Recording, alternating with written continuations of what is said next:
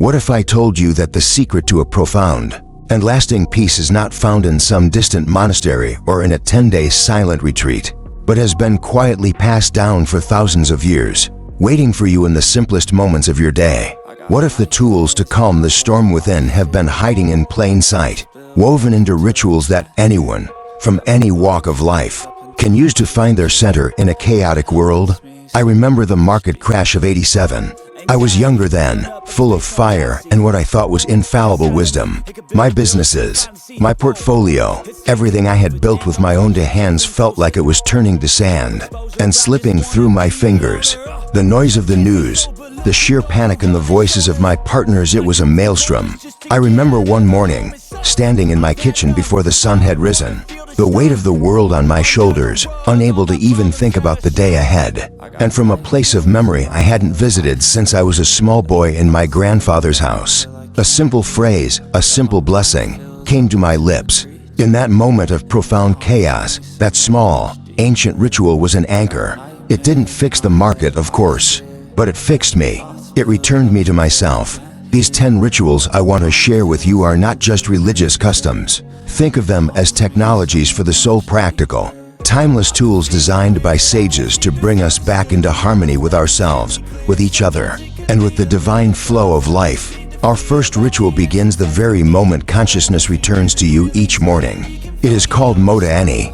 Moda Eni, before the worries of the day rush in, before the phantom glow of your phone screen calls to you, before your feet even touch the floor, there is a sacred pause. The Moda Eni is a simple, one-sentence prayer of gratitude.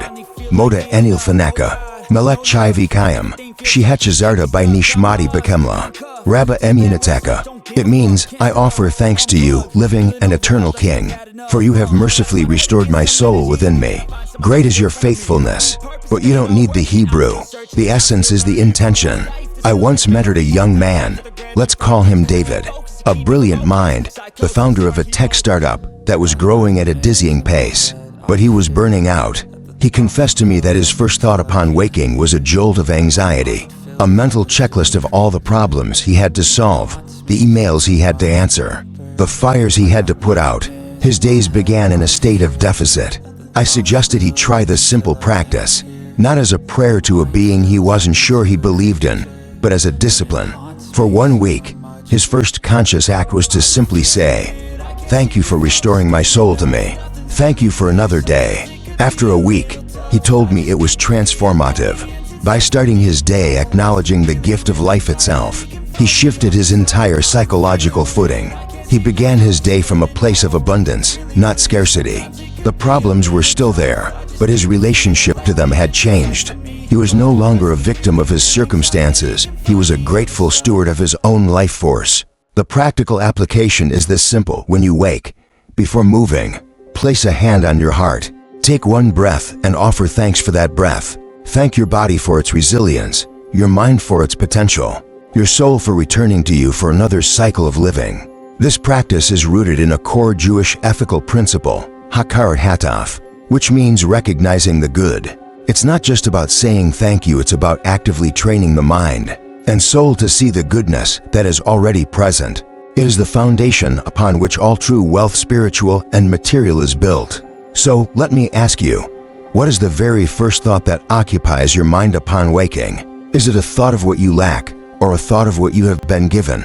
Shabbat candle lighting. Our second ritual marks a transition not from sleep to wakefulness, but from labor to rest. It is the lighting of the Shabbat candles.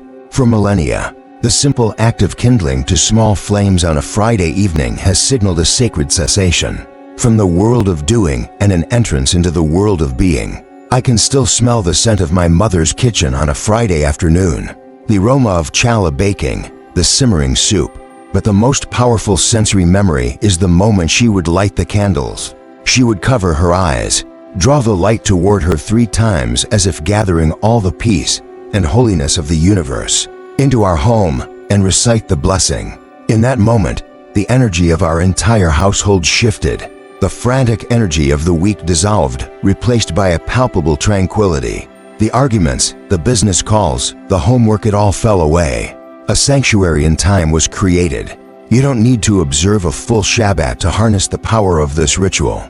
The practical application is to create a weekly reset for yourself. It could be on a Friday, or any day that marks the end of your work week. Place 2 candles on your dinner table. Light them. Take a moment to just watch the flames. Put your phone in a drawer for an hour. Play music that soothes your soul. Share a meal with loved ones without distraction. This act is a powerful declaration to yourself and the universe that you are more than your productivity. You are a soul deserving of rest, of peace, of sacred time. Kabbalistic wisdom teaches that lighting the candles welcomes the Shekinah, the divine feminine presence, an energy of nurturing, compassion, and wholeness into our homes and hearts. It is a conscious act of making space for grace. It is how we stop the endless cycle of chasing and begin to cultivate a state of receiving. So I ask you, when was the last time you consciously created a beautiful and sacred boundary between your work and your rest? How can you signal to your mind, body, and spirit that it is time for peace? We have spoken of the beginning of the day and the beginning of rest. But what about the transition back into the world of work and responsibility? A time that for so many is filled with a unique kind of dread. Our tradition offers a powerful antidote. Havdalah ceremony. If Shabbat is a sanctuary in time, then Havdalah is the beautiful, multi-sensory bridge that leads us out of it and into the new week. The word Havdalah itself means separation or distinction. It is a short ceremony performed after nightfall on Saturday to mark the formal end of the Sabbath. It acknowledges that the sacred time of rest is over, but it does so in a way that allows us to carry its sweetness and peace forward. I once worked with a brilliant attorney, a woman who had reached the pinnacle of her profession. Yet, she confessed to me that every Sunday afternoon, a cloud of anxiety would descend upon her. The impending flood of emails, the high-stakes negotiations, the sheer pressure of the week ahead would steal the last precious hours of her weekend. We began to explore the practice of Havdalah. She had no formal connection to it, but the concept resonated. The ceremony engages all 5 senses to create a mindful closure. We light a braided candle with multiple wicks, symbolizing the unity of the different aspects of our lives. We gaze at its light, often reflected in our fingernails, reminding us of the creative potential held in the work of our hands for the coming week. We smell sweet spices, cinnamon, cloves as a way to carry the fragrant memory of rest with us. We bless a cup of wine or juice, a symbol of joy and celebration. Finally, we extinguish the candle in the liquid, the sizzle marking the definitive, yet gentle, end of that sacred pause. My client created her own version. Every Sunday evening, she would light a special candle, smell a sachet of lavender, and write down one beautiful memory from the weekend and one core intention for the week ahead. She transformed her transition from one of dread into one of deliberate, grateful closure. This practice is an embodiment of Maimonides' teaching on finding the golden mean. Life requires us to move between different states of being. Intense work and profound rest are 2 of them. The anxiety comes from the jarring, unconscious crash from one state into the other. Havdalah is the mindful bridge. It is the practice that allows us to honor both states and move between them with wholeness. So, reflect on this. How do you typically end your period of rest and begin your period of work? Is it with a sense of jarring anxiety, or with gratitude for the rest you've had and clear intention for the work to come? Mezuzah touching. Peace is not just found in moments of ceremony, it is cultivated in the small, repeated gestures of daily life. Our 4th ritual takes place at the thresholds of our lives, the touching of the mezuzah. A mezuzah is a small case containing a scroll with sacred Hebrew text, affixed to the doorposts of a Jewish home. It is customary to touch it upon entering and leaving. For years, this was just a habit for me, something I did without thinking. But during a particularly challenging period in my business, when I felt my integrity being tested, I transformed this habit into a ritual.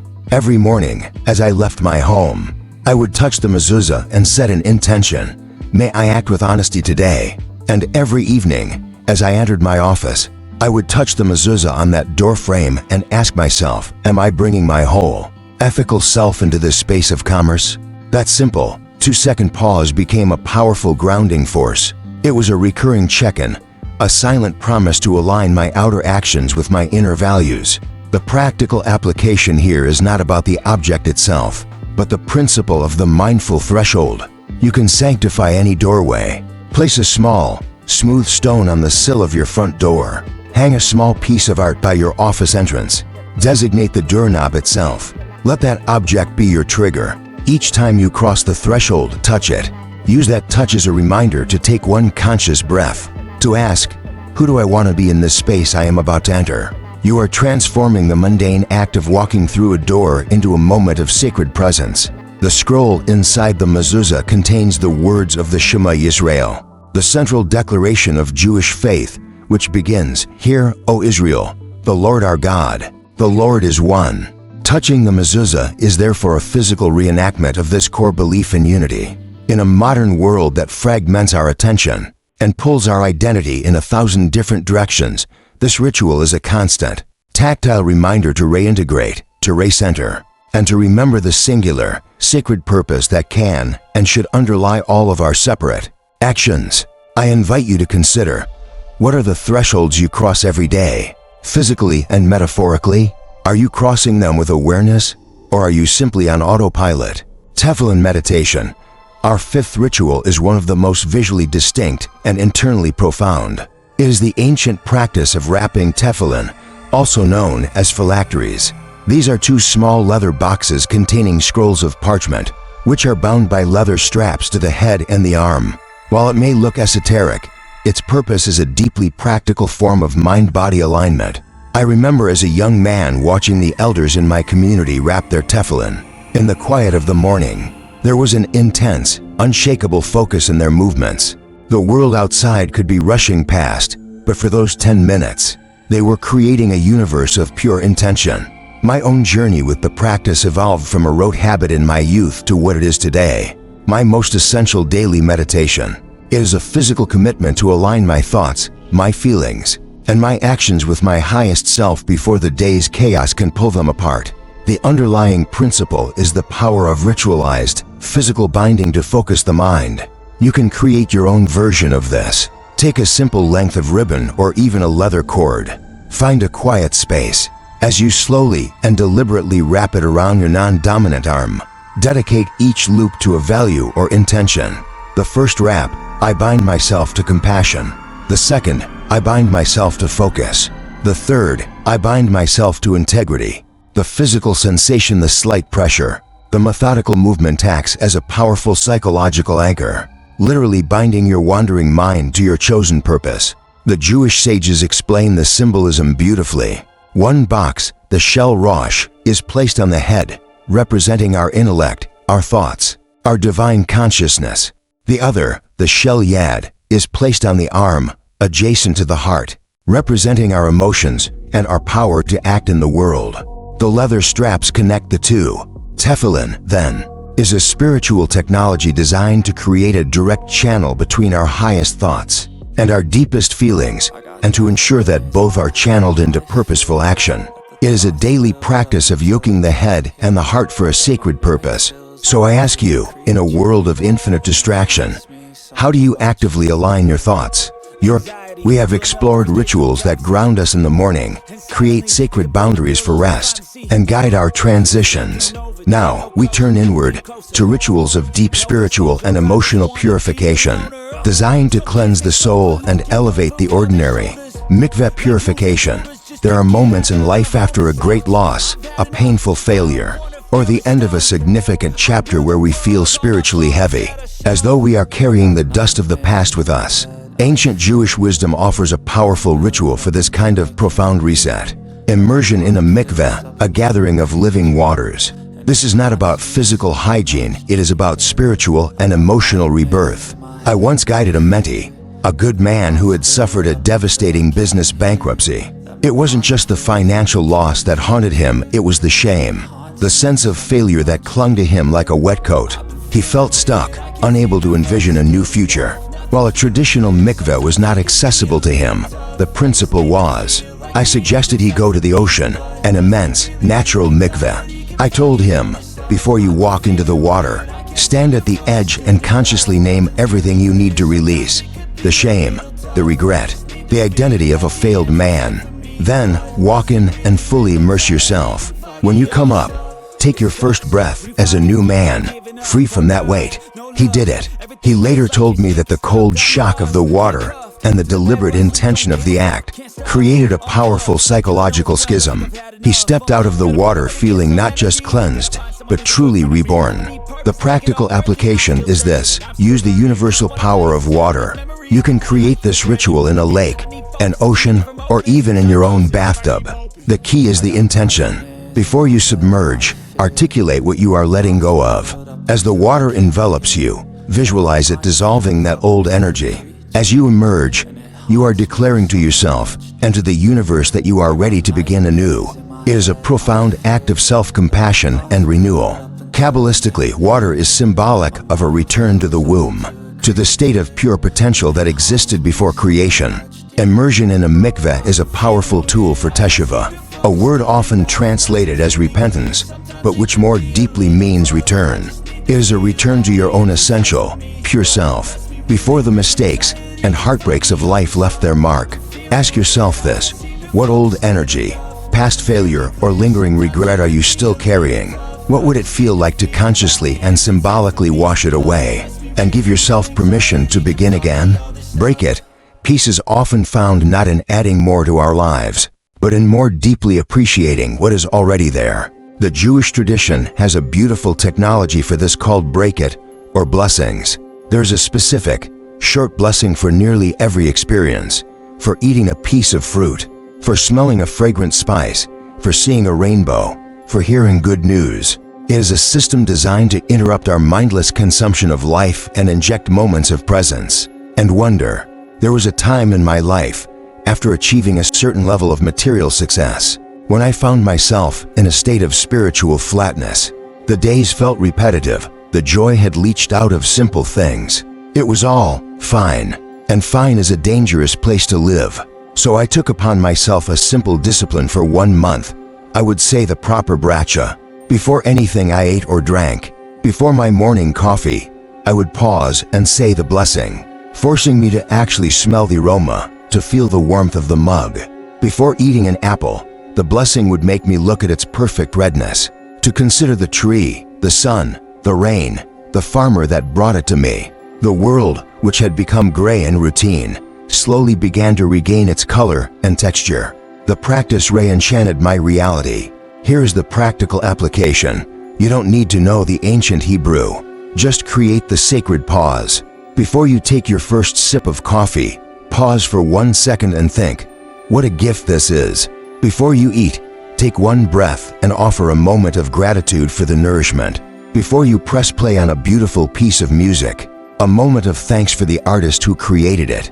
This tiny, intentional interruption breaks the spell of automaticity. It transforms a routine act into a sacred one. This is a core principle of the Musar ethical tradition, which emphasizes bringing a conscious seder, or order, to our inner lives.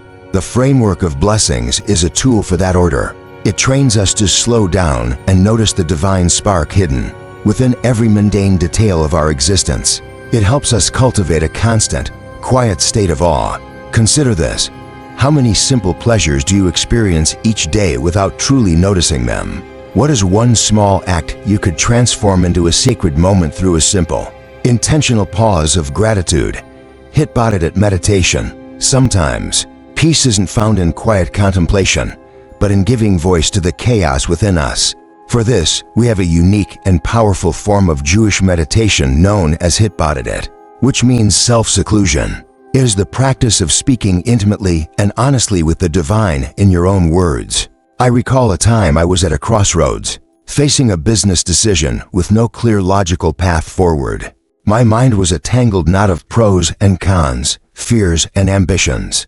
I felt utterly lost. Following the advice of the great Hasidic master Rebbe Nachman of Breslov, I drove to a nearby state park, found a secluded trail, and just started talking out loud. It wasn't a formal prayer. I complained. I laid out my confusion. I expressed my deepest fears about making the wrong choice. I spoke of my hopes. I simply poured out the contents of my mind and heart into the quiet woods, as if to a trusted, non-judgmental friend. And in the very act of articulating the chaos, of giving it form and voice. The knots began to untangle. Clarity didn't descend from on high, it arose from within me. The practice is this simple. Find a place where you can be alone and unheard. It could be a walk in nature, your car, or a quiet room. Set a timer for just 10 minutes. And speak. Speak whatever is in your heart without filter or censorship. Don't worry about how it sounds. Address God, the universe, your higher self, or simply the silence. The point is to create an unfiltered, direct channel between your innermost consciousness and the great mystery of being. Reba Nachman taught that this was the highest spiritual practice because it fosters a direct, personal relationship with the divine. It's a radical act of vulnerability and trust.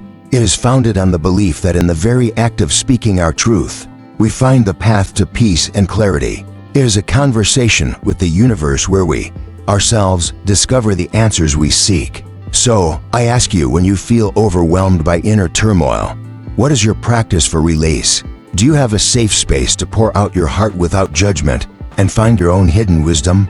We have journeyed through rituals of the body, the home, and the heart. Our final steps on this path take us outward into the world, and then inward into the deepest, most subtle realms of consciousness. For true peace is found both in service to others and in the silent chambers of the soul. Tikkun Olam. There is a profound paradox taught by our sages. The more we focus on our own anxieties and our own search for peace, the more elusive it can become. The fastest path to alleviating our own suffering is often to alleviate the suffering of another. This is the heart of the principle of Tikkun Olam, which literally means repair of the world. I remember a period in my life when, by all external measures, I should have been deeply content. My businesses were thriving. My family was healthy. Yet, I was plagued by a persistent, low-grade anxiety about my legacy, my wealth, my place in the world. I was stuck in the small, gilded cage of my own ego. I mentioned this to my rabbi, a wise and gentle man, who simply said, "Solomon, you are thinking too much about Solomon. This Thursday, come with me to the food pantry." I went, reluctantly at first. For 3 hours, I did nothing but stack cans of green beans and hand bags of groceries to people. I listened to their stories. I looked into their eyes, and a funny thing happened. My own anxieties, which had seemed so monumental just hours before, simply evaporated. In focusing on the simple, immediate needs of others, my own complex problems shrunk to their proper size. I left not feeling tired, but energized, filled with a sense of purpose and a quiet peace that no business deal had ever given me. The practical application is to consciously step outside of your own narrative. It doesn't have to be a grand gesture. Commit one small act of service this week. Offer to mentor a young person in your field. Spend an hour calling a relative you know is lonely. Pay for the coffee of the person behind you in line.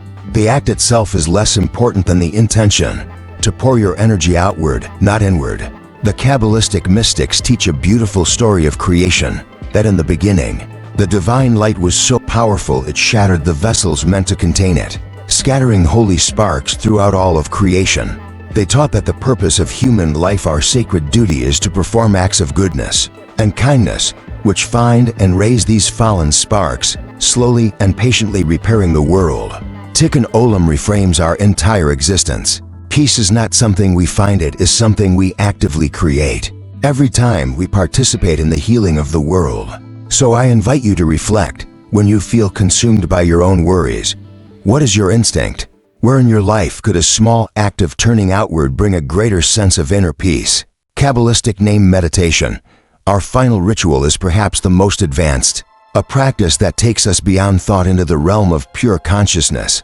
For centuries, Kabbalistic masters have used meditation on sacred Hebrew names and letters as a way to tune the soul to the divine frequency of the universe. My own introduction to this practice came at a time when I felt I had hit a wall. With conventional prayer, my words felt hollow, my thoughts were a distraction. A teacher introduced me to the meditation on one of the 70 sacred names of God, combinations of 3 letters believed to be channels for specific divine energies. He told me not to think, not to ask for anything, but simply to visualize the letters in my mind's eye and allow their energy to resonate within me. The experience was unlike anything I had known.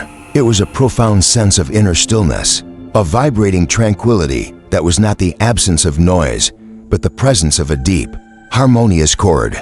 It was peace not as an emotion, but as a state of being. Now, this can be made accessible to anyone. The core principle is focusing the mind on a sacred word to elevate it above the constant chatter. Think of it as a mantra. Choose a single word that represents a quality you wish to embody. It could be peace, love, wholeness, or the beautiful Hebrew word shalom. Find a quiet place and sit for just 5 minutes. Close your eyes.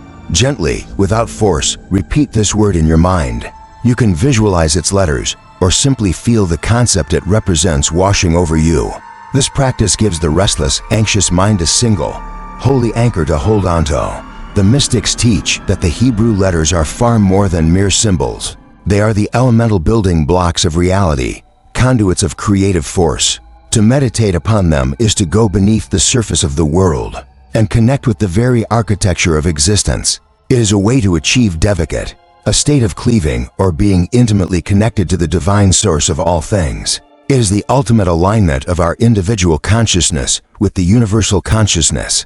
That is the source of all peace. What is the usual background noise of your mind? What would it feel like to replace that static, even for a few minutes a day, with a single word that represents your deepest and highest aspiration for your own soul? So there we have them.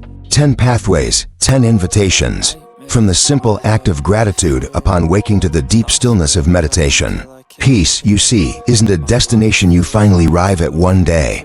It's not a prize you win. It is a daily practice. It is a skill you cultivate through small, sacred, intentional acts that weave holiness back into the fabric of your life. Each ritual is a stepping stone on a path back to yourself and back to the source of all tranquility. You do not need to do all 10. That would be overwhelming. The wisdom is to start with one. Just one. Choose the ritual that speaks to you, the one that resonates in a place deeper than thought. Commit to trying it for just 1 week and observe what shifts within you. Which of these ancient rituals speaks most deeply to your soul, and why? Please share your thoughts in the comments below. Your journey and your insights can become a source of light for others in our growing community of wisdom seekers. And if you found value in our time together, I invite you to subscribe and join our family as we continue to explore timeless wisdom for a richer, more meaningful life.